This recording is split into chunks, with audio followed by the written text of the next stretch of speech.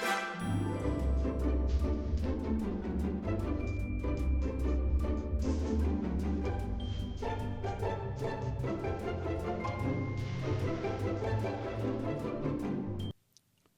शांति। ईश्वरीय महावाक्यों से रोज हमारी पालना होती है। संडे के दिन तो सवेरे की मुरली भी बहुत पावरफुल और शाम की भी बहुत सुंदर पालना। हम सभी शिव बाबा के इन महावाक्यों से अच्छी अच्छी साधनाओं की बातें सीखते जाते हैं ताकि हम पावरफुल भी बन जाएं और हमें कौन सा इनाम मिल जाए? विजय चक्र पदक।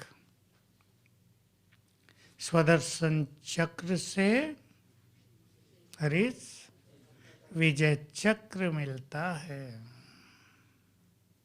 बहुत ही अच्छे बाबा के महावाक्य हैं।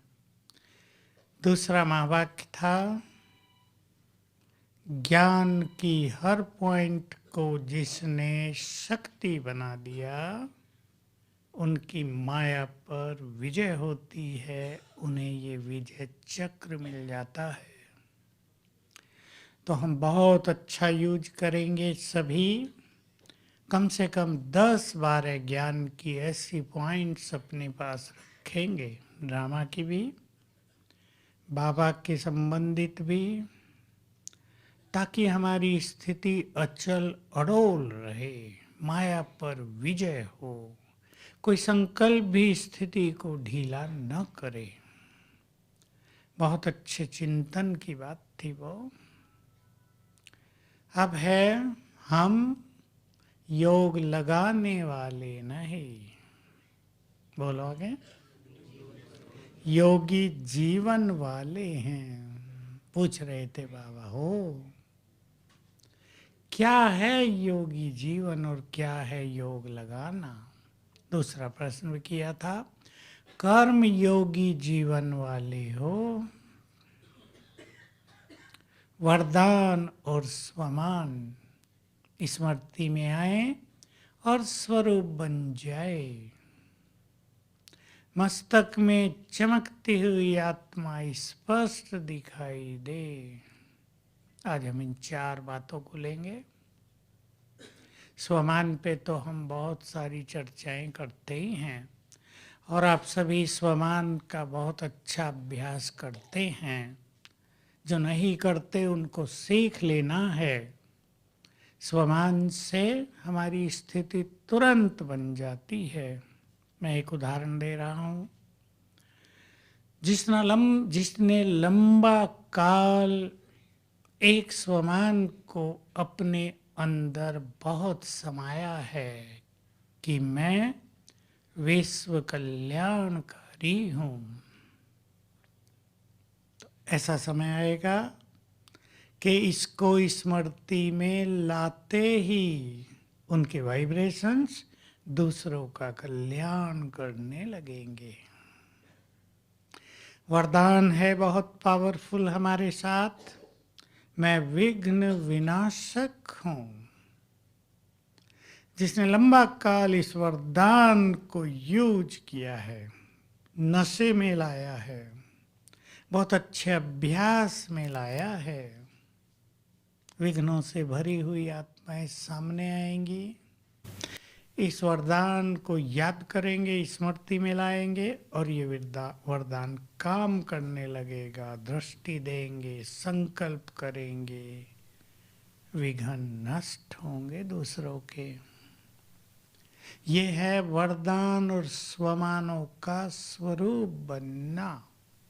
बहुत सारे स्वमान बाबा ने हमें दिए हैं, वरदान भी बहुत हैं। बाबा का एक महावाक्य जो बहुत गहन है, याद कर लें फिर से।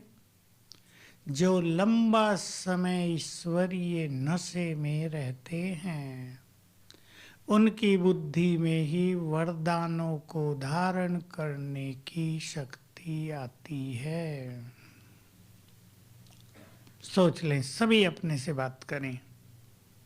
हमें वरदानी स्वरूप बनना है। एक वरदान है जो रोज मुरली में आता है, वो तो हजारों हो गए, लेकिन हम उनमें से 2-3 ही चुन लें।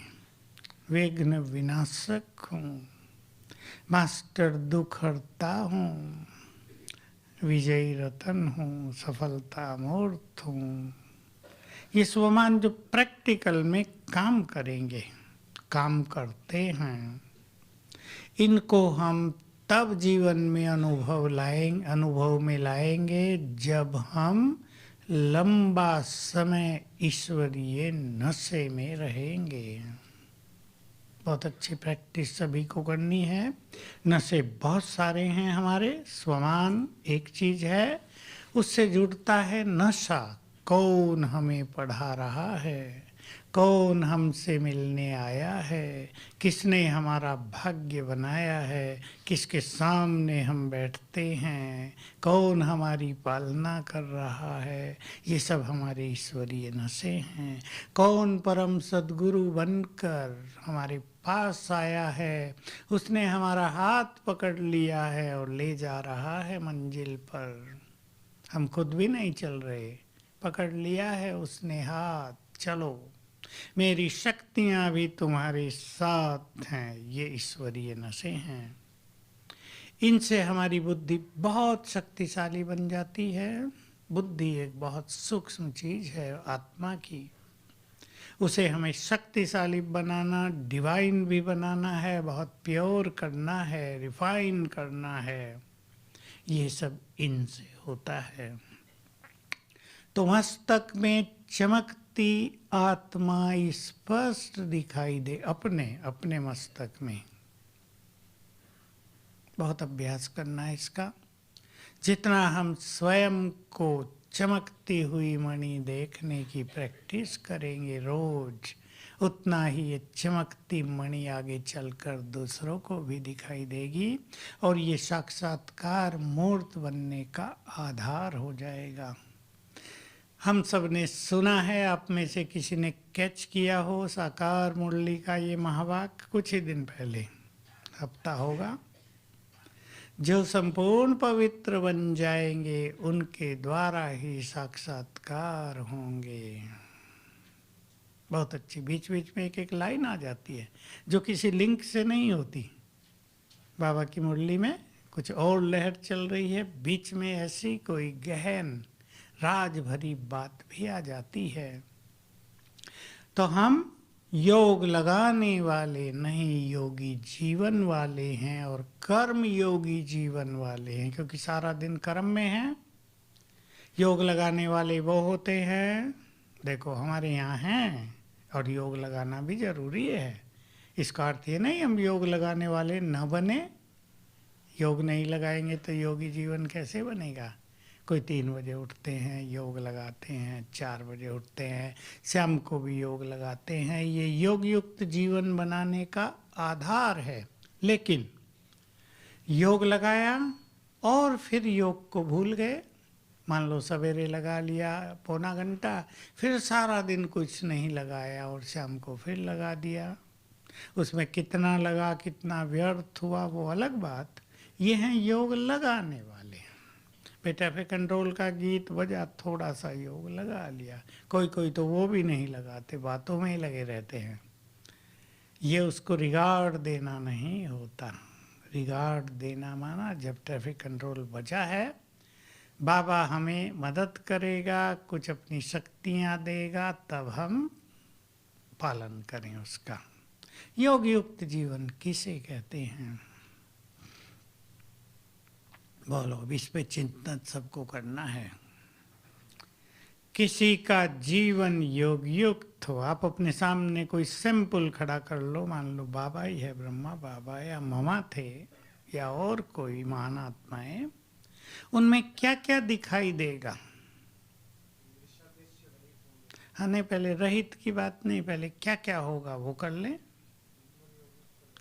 योग युक्त, योग एक नेचुरल चीज होगी। कैसे? बाबा मेरा है, नाता जुड़ गया।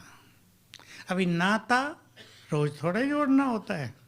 नाता तो जुड़ गया सो जुड़ गया। अब कोई बच्चा कहे ये मेरी माँ है, मुझे रोज नाता जोड़ना पड़ता है, होगा? माँ तो माँ है, नाता जुड़ा हुआ है। नाते तो एक बार जुड़ते हैं और जुड़े ही रहते हैं। तो बाबा से हमारा नाता जुड़ गया। इस फीलिंग में रहना, इस कॉन्शियसनेस में, इस अवेयरनेस में, इस नशे में, कौन मेरा है। पिता मुरलियम बहुत आता है तो वर्षे का नशा, पालना का नशा। टीचर बनकर आया है तो पढ़ाई, सदगुरु बनकर आया है तो निश्चित कर दी है सदगति, उसकी आज्ञाओं पर चलना। खुदा दोस्त बनकर आया है, कोई बच्चा बनाते हैं, कोई प्रियतम बनाते हैं। नाता जोड़ना और जोड़ने के बाद निभाना, ये बहुत आवश्यक है।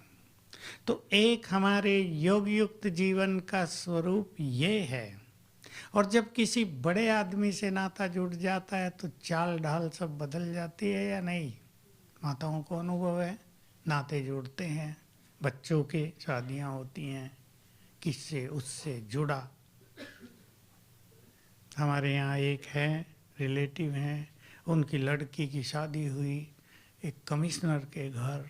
बस कमिश्नर तो लड़की का ससुर है, अहंकार हो गया इसको। लड़की को नहीं हुआ, लड़की की माँ को हो गया, मेरी लड़की कमिश्नर के घर गई है। नाते का इफेक्ट हो गया ना, ये निगेटिव इफेक्ट। और हमारा है पूरा ही पॉजिटिव। भगवान से नाता जुड़ गया तो संस्कार कैसे? बहुत रॉयल। वहाँ अहंकार बढ़ता है, यहाँ निरहंकारिता बढ़ती है।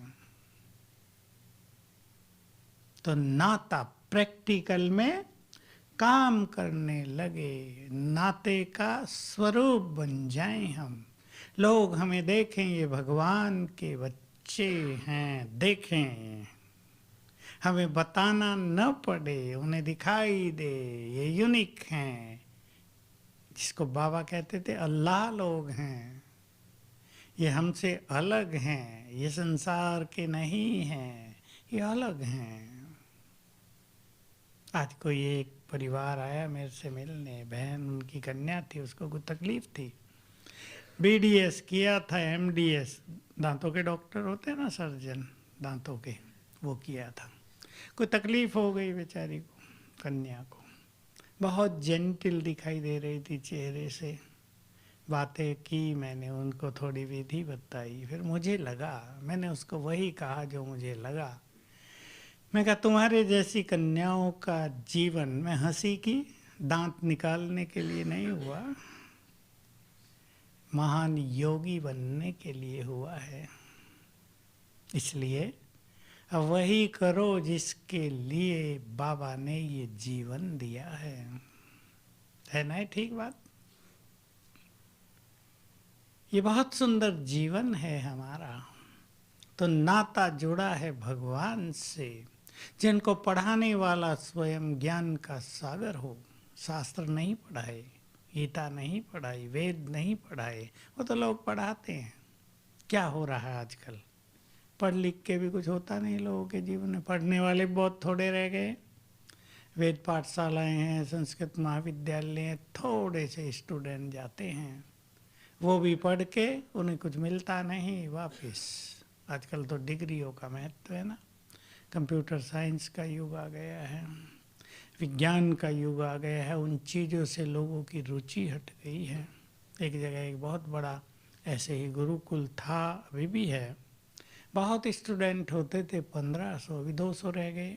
मैं भी गया था वहाँ, उनके वहाँ आपस में चर्चा चल रही थी, भाई ये सब चीज़ें तो ठीक हैं, शास्त्र पढ़ाने हैं, संस्कृत व्याकरण ये सब पढ़ानी है, लेकिन जो वर्तमान एजुकेशन है उसको भी जोड़ो, नहीं तो ये 200 स्टूडेंट घट के 1-2 साल में 100 रह जाएंगे। काम कैसे चलेगा? इतनी बड़ी बिल्डिंग है, काम कैसे चलेगा? तो देखो, जैसी समय की लहर है वैसा मनुष्य को चलना पड़ता है ना। भगवान पढ़ाने आया हमें, तो गॉडली स्टूडेंट कैसे होने चाहिए, बाबा रोज सुनाते हैं मुरलियों में। ये हमारा प्रैक्टिकल योग युक्त जीवन है। प्रैक्टिकल योग युक्त जीवन है स्वमानधारी होकर रहना। इसके लिए कुछ मेहनत नहीं, ये कॉन्शियसनेस है, केवल एक स्मृति है। स्वमानधारी, मैं पूर्वज हूँ।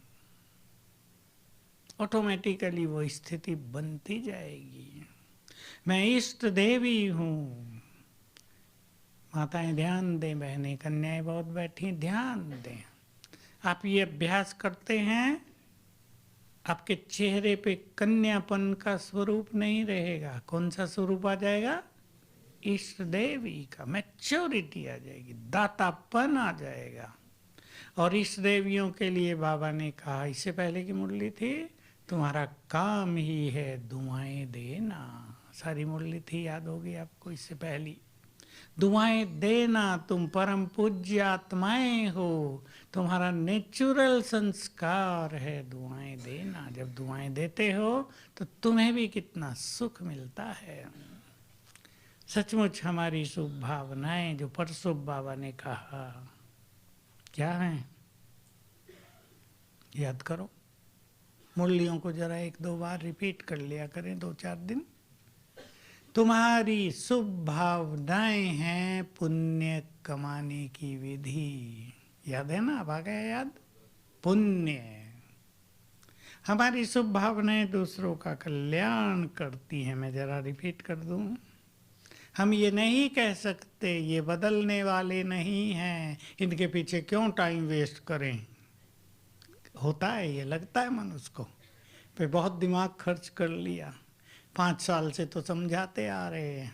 अब जिनको 5 साल में कुछ परिवर्तन नहीं हुआ तो समझाने वाले क्या सोचेंगे, ये बदलने वाले नहीं हैं, ये तो ऐसे ही रहेंगे। अब इनको समझाना छोड़ो, इनके पीछे क्यों टाइम वेस्ट करते हो, कुछ और काम करो। नेचुरल है ना, मनुष्य को विचार आएंगे। परंतु फिर भी हम ये संकल्प नहीं रख सकते। हमारी शुभ भावनाएं दूसरों को बदल देती हैं। बाबा ने ये संकल्प रखा था क्या हमारे लिए? वो भी तो रख सकता था। कितने नीचे उतर आए थे, कोई तो कितने पतित बन गए। किसी में क्रोध कितना, किसी में अभिमान कितना, किसी में पाप कितना। 10 साल भगवान को समझाते हो गए, बदल ही नहीं रहे थे। फिर भी ये नहीं सोचा ये बदलने वाले नहीं हैं। क्या सोचा? कल पहले भी यही देवता बने थे, फिर देवता बनेंगे। मैं आया हूँ इन्हें देवता बनाने के लिए। रोज रोज कितने प्यार से सिखाया है। तो हमारी शुभ भावनाओं में बहुत ताकत है। फिर आ जाएं योग युक्त जीवन, अर्थात स्वमानधारी जीवन। तो स्वमान ले लें, सभी लिए हुए हैं सबने, सभी बहुत पुराने पुरुषार्थी बैठे हैं। और स्वमानों पर विशेष कार्य शुरू करें। आगे आने वाला समय कुछ और होगा, जय जयकार का समय होगा।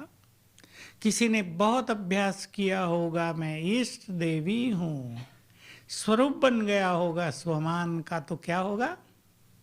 चलते फिरते लोगों को वो इष्ट देवी दिखाई देंगी। कितने भक्त आ जाएंगे, आ जाएंगे या नहीं? चढ़ावा बहुत चढ़ाएंगे, बहुत माल मिल जाएगा।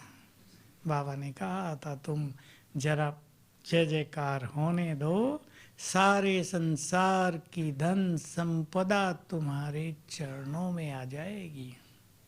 जिनके मन, बाबा ने ही कहा था, जिनके मंदिरों में भी बहुत चढ़ावा चढ़ रहा है। साउथ के मंदिरों को जानते हैं ना सभी, 2-4 मंदिर कैसे हैं जिनमें अथाह सोना, नोट गिनने वाले भी हजारों रहते हैं।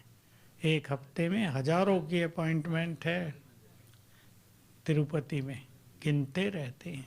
कितना घी, कितना सोना, कितना अन्न वहाँ आता है। तो जब देखेंगे लोग भक्त के हमारे देव देवियाँ तो इधर हैं, तो फिर वहाँ नहीं चढ़ाएंगे। अब सोच लो क्या करना है, फिर घी में नहला देंगे, दूध में नहलाएंगे आपको, लेकिन अपने को स्वमानधारी बनाना है। तो ऐसे स्वमान चुनकर उसको स्वीकार करें। तरीका समझ लें सभी। सारा दिन में उस स्वमान को कम से कम 10-12 बार स्मृति में लाएं, स्वीकार करें मैं ये हूँ, तो उसका स्वरूप बनता ही जाएगा। अब समय का भी बल है, और बाबा ने कह दिया था ना उस दिन, जो लेट आए हैं, तो पुरानों ने मक्खन निकाला और अब आप आ गए हो मक्खन खाने के लिए। छाछ भी तो बचती है, छाछ भी अच्छी होती है। आजकल तो मक्खन खाने को मना करते हैं डॉक्टर, छाछ पीने को कहते हैं। छाछ भक्तों के लिए, ठीक बात है आपकी है, छाछ भक्तों के लिए और मक्खन देव कुल की आत्माओं के लिए। तो अब समय की ये मदद है, एसेंसफुल नॉलेज मिल रही है, सहज ही हम स्वमान में स्थित हो सकते हैं। तो स्वमानधारी अपने को बनाना है। तो इससे क्या क्या छूट जाएगा? बाबा ने तो उत्तर दिए, अंधकार है तो वो प्रकाश है, तो अंधकार नहीं। स्विच ऑन करो, अंधकार भाग गया। अंधकार को भगाना नहीं पड़ता, लाइट का स्विच ऑन करो, अंधकार भाग गया। स्वमान में आ जाओ, देह अभिमान भाग गया, और देह अभिमान से जुड़े हुए सारे विकार भागने लगेंगे। जो लोग पवित्रता को कठिन मानते हैं, जिनका क्रोध नहीं जाता है, जिनका मोह नहीं छूट रहा है, या जो परेशान रहने की आदत को छोड़ नहीं पा रहे हैं, या जो छोटी छोटी चिंताओं में ग्रस्त रहते हैं, किसी को आदत होती है जल्दी तनाव में आ जाना, वो सब ठीक होगा किससे? बोलो, स्वमान से। तो वरदान भी लेंगे, स्वमानधारी भी बनेंगे। योग युक्त स्थिति का और स्वरूप। अब गहरी धारणाओं पर आ जाए। विदेही स्थिति, एक तो कर्म करते हुए ये याद रहे कि करन करावनहार करा रहा है। एक गहरी बात, छोटी सी बात सभी के सामने है। आपसे भी लोग प्रश्न पूछते होंगे या पूछ सकते हैं, मेरे से पूछते रहते हैं, बाबा करन करावनहार है तो सब कुछ वही करा रहा है क्या? गलती हो रही है, पाप लोग कर रहे हैं, वही करा रहा है क्या? उत्तर देंगे? मुरली में उत्तर आ गया, वही याद दिला रहा हूँ, आप सुनेंगे कुछ दिन के बाद। इस समय मैं ब्रह्मा द्वारा स्थापना का कार्य करा रहा हूँ और ब्राह्मणों के द्वारा। तो बाबा जो अपना श्रेष्ठ कार्य हमारे द्वारा करा रहा है वो करन करावनहार है।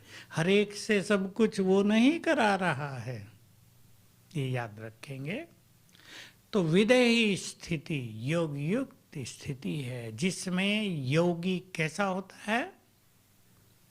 कर्मेंद्रिय जीत, आसक्तियों से मुक्त, न्यारा और प्यारा। बोलो, और अब आप बोलो।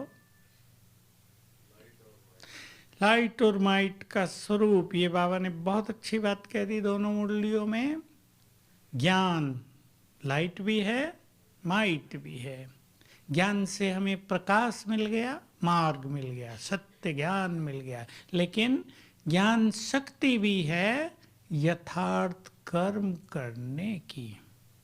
कर्म श्रेष्ठ, ये योगी की पहचान है, पुण्य कर्म।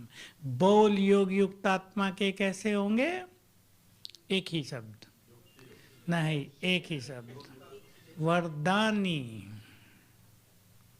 वो बाकी सब ठीक है, युक्त युग सुखदाई बोल, लेकिन योग युक्त आत्मा के बोल हो जाएंगे वरदानी बोल। उसका चलना कैसा हो जाएगा?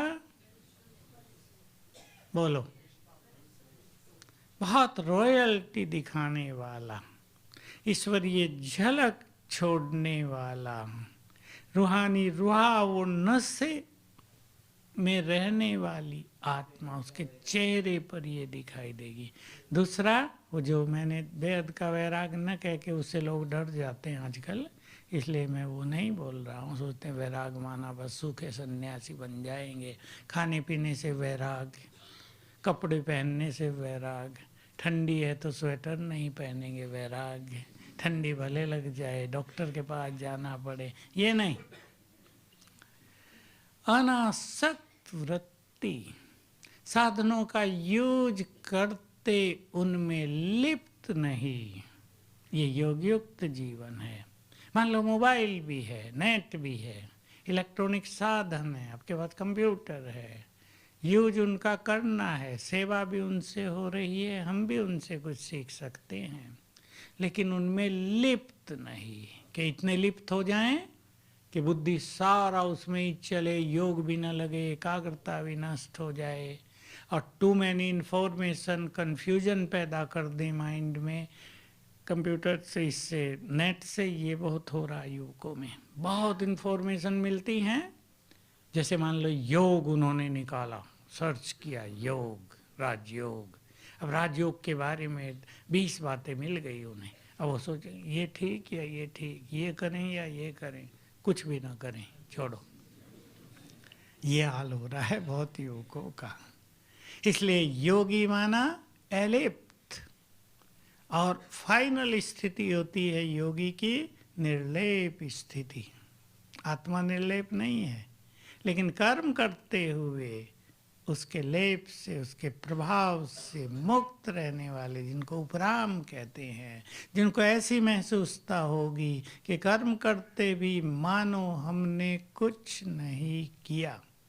हम सब के पास सेवाओं का फील्ड भी है, बड़ी बड़ी सेवाएं भी होती हैं, सेवाओं में मैंपन हो जाता है। योगी माना निष्काम सेवाधारी, कामनाओं से रहित। योगी को इतना सुख मिलता रहता है ना, जो मुरली में आया था, हर पल वरदान था 4 दिन पहले, हर पल सुखमय हो। तो योग युक्त आत्मा को परमात्म सुख इतना मिलता रहता है कि उन्हें ये मान की इच्छा बहुत छोटी लगती है। ध्यान से सुना सभी ने? क्यों वो निष्काम हो जाते हैं? क्योंकि उन्हें आनंद ही इतना मिलता है कि मान का क्षणिक आनंद उन्हें क्षण भंगुर लगता है।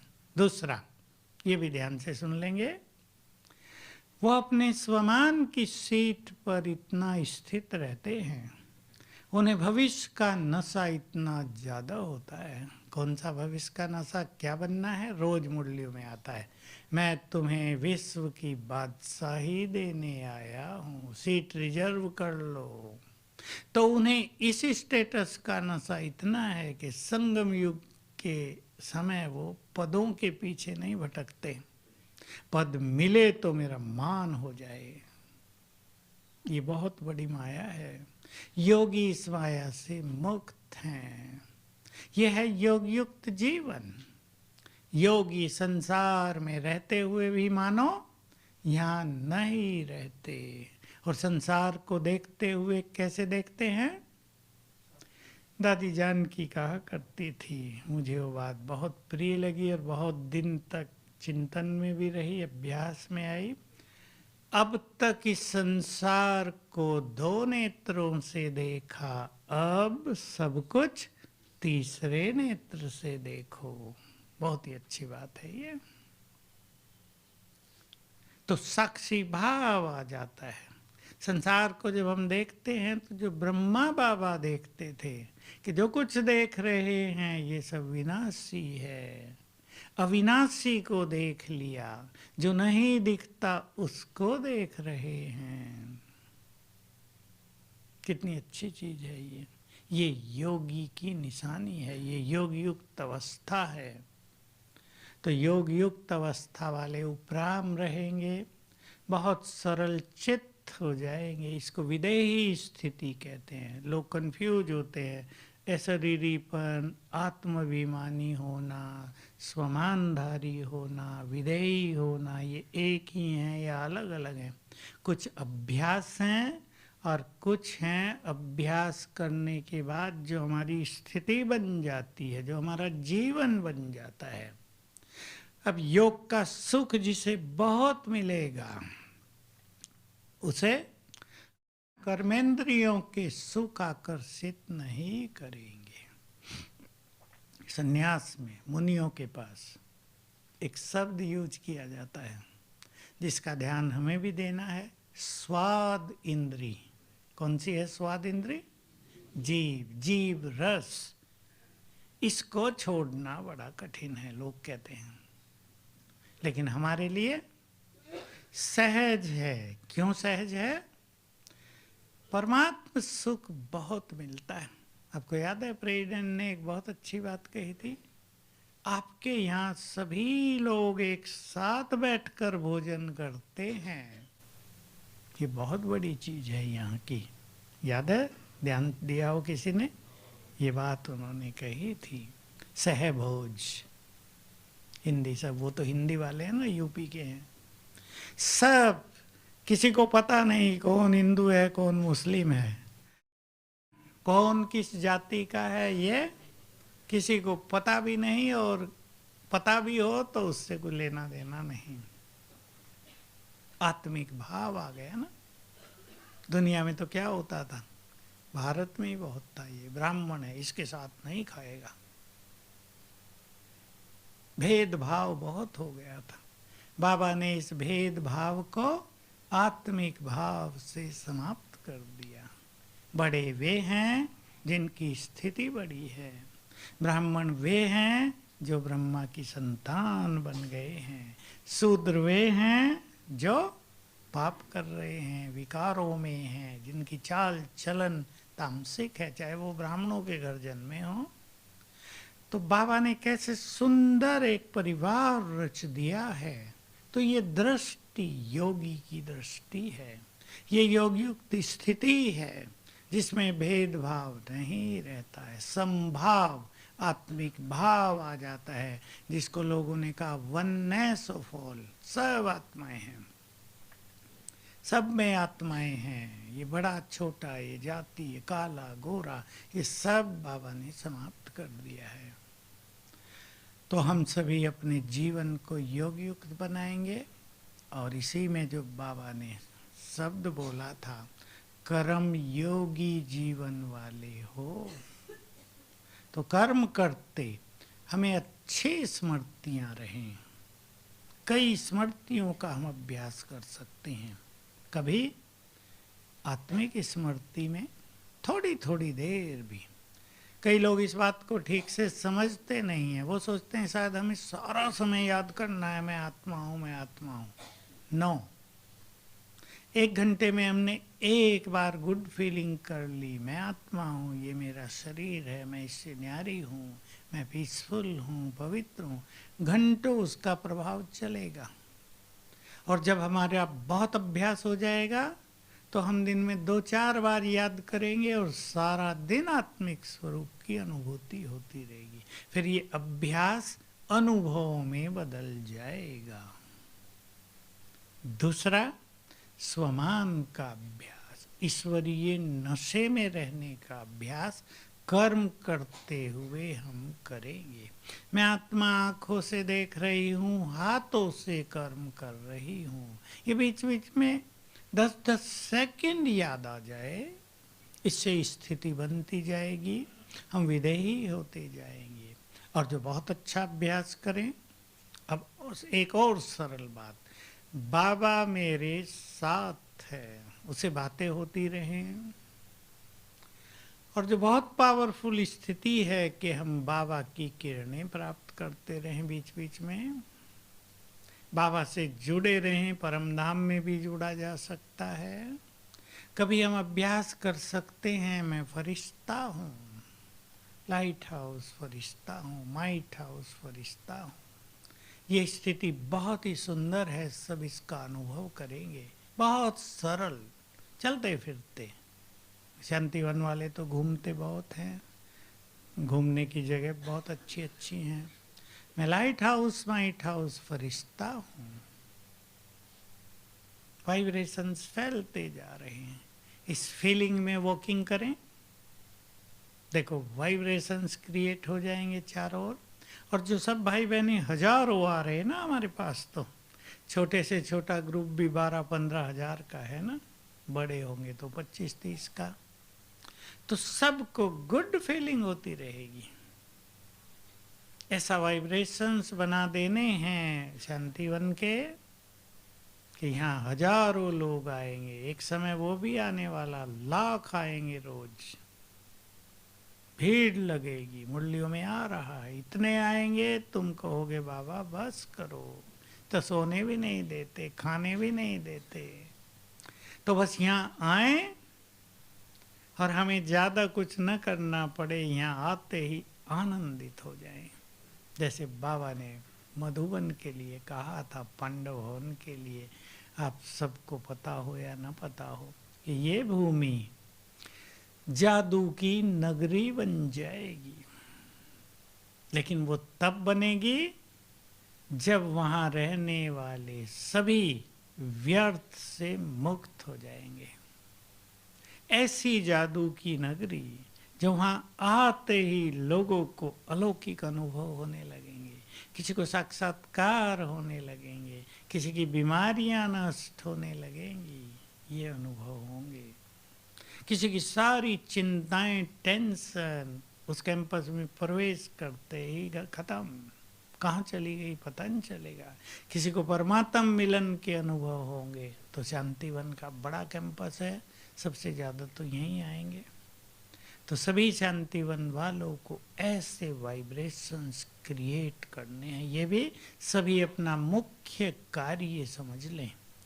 जो आप सबके जिम्मेदारियां हैं, डिपार्टमेंट्स हैं, उसके साथ साथ मुझे शांतिवन के वाइब्रेशंस को बहुत अलौकिक, बहुत पवित्र, बहुत पावरफुल, सूदिंग जिसे कहते हैं, सुख देने वाला बना देना है। क्योंकि ये बहुत बड़ी सेवा हम सबके द्वारा होने जा रही है। तो हम योग युक्त जीवन बनाएंगे, अपना भी, और हमें देखकर दूसरे लोग प्रेरणा लेंगे। तो सभी मुरलियाँ जरा फिर से पढ़ लेंगे। संडे की दोनों मुरली, मॉर्निंग की भी और नाइट की भी, दोनों पढ़ेंगे। चिंतन जरूरी है, उनसे 2-2, 4-4 पॉइंट्स अलग से नोट कर लेंगे। रोज तो सारी पढ़ नहीं सकते, 5 पॉइंट उससे, 5 उससे, 10 पॉइंट पढ़ ली, 5 मिनट 10 पॉइंट लिख ली, 5 मिनट पढ़ने में लगेगा। कुछ बार पढ़ेंगे तो मेमोरी में रहेंगी और उसका इफेक्ट होगा। मैं एक बात सदैव सुनाता हूँ, रिपीट करता हूँ बार बार, क्योंकि वो गहरी बात है और वो भूल जाती है। हमारे हर संकल्प से क्या होता है? एनर्जी पैदा होती है। तब देखो आपने मुरली के 5-5 पॉइंट लिख लिए, उन्हें आप पढ़ रहे हैं रोज, तो वो बहुत सुंदर बातें हैं ना, मोस्ट एलिवेटेड जिसको कहते हैं, हायर कॉन्शियसनेस की बातें हैं, बहुत ऊंचाई की बातें हैं। याद किया हमने तो आत्मा से ब्रेन को एनर्जी जाने लगेगी ना, बहुत सुंदर। उसका इफेक्ट हमारे जीवन पर बहुत ज़्यादा होगा।